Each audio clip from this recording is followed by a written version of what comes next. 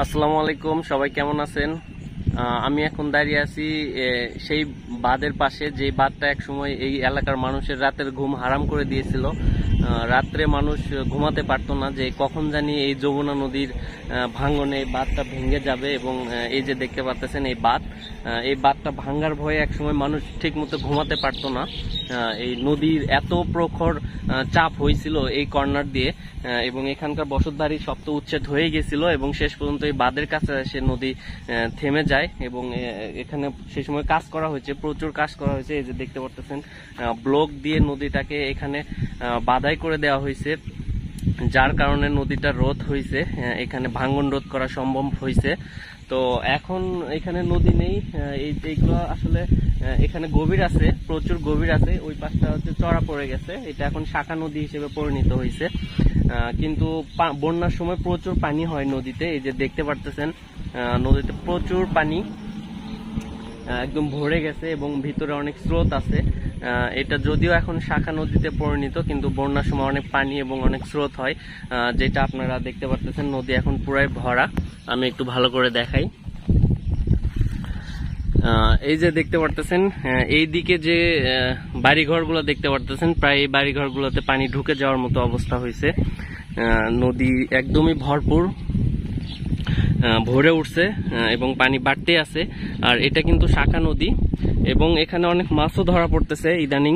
অনেক বড় বড় বোয়াল মাছ বড় নদী থেকে এই শাখা নদীগুলোতে চলে আসতেছে ডিম ছাড়ার জন্য, এবং সেই বোয়াল মাছগুলো ধরা পড়তেছে জালে, অনেকেই মাছ ধরতেছে।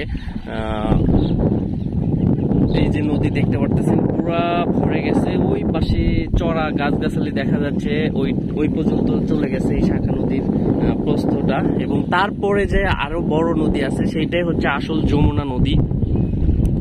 এবং ওই যমুনা নদী হচ্ছে মেন নদী এখন, ওইটাতে এখন আরো পানি উদ্বেগ এবং প্রচন্ড স্রোত, যার কারণে ওই নদী থেকে মাছগুলো আস্তে আস্তে এই শাখা নদীতে চলে আসতেছে। এইদিকে যদি একটু দেখাই, ওই যে নৌকা দিয়ে জেলেরা ওইদিকে মাছ ধরার চেষ্টা করতেছে, এই যে জাল ফেলছে জেলেরা। কিন্তু নদী কিন্তু ভরে গেছে, প্রচুর পানি। আপনারা যারা নদী ওইভাবে দেখেন না, তারা দেখলে এই অবস্থাতে দেখলেও ভয় পেয়ে যাবেন যে নদীতে এত পানি, এত স্রোত। কিন্তু এটা কিছুই না।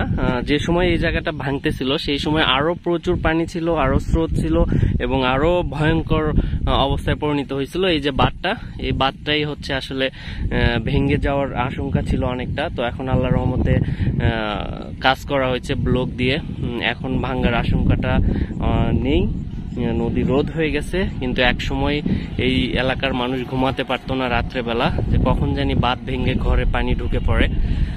তো যাই হোক, আল্লাহর রহমতে এই নদী থেকে এই এলাকার, এই অঞ্চলের মানুষ রক্ষা পেয়েছে, কিন্তু স্মৃতিগুলো রয়ে গেছে। এখনো নদীতে প্রচুর পানি হয় বন্যার সময়। আর এখন তো বন্যার সিজন, বন্যার সময়, বর্ষাকাল, কয়েকদিন ধরেই টানা বৃষ্টি হচ্ছে, সবাই জানেন।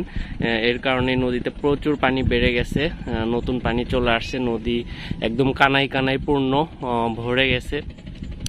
এইদিকে যদি দেখায়, এই যে এগুলো আসলে একসময় বাড়িঘর ছিল, মানুষের বাপদাদার বসত ভিটাই ছিল, এগুলা নদী ছিল না। কিন্তু নদীর ভাঙনে এখন এটা মেন নদীতে পরিণত হয়ে গেছিল এক সময়, এখন এটা শাখা নদী বলা চলে। তবুও বন্যার সময় অনেক পানি হয়।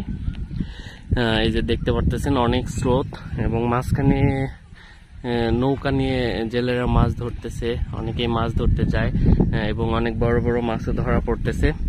তো আজকে ভিডিওটা এখানেই শেষ করে দিচ্ছি। আপনারা সবাই আমন্ত্রিত এই নদী দেখার জন্য। সবাই ভালো থাকবেন, সুস্থ থাকবেন। আসসালামু আলাইকুম।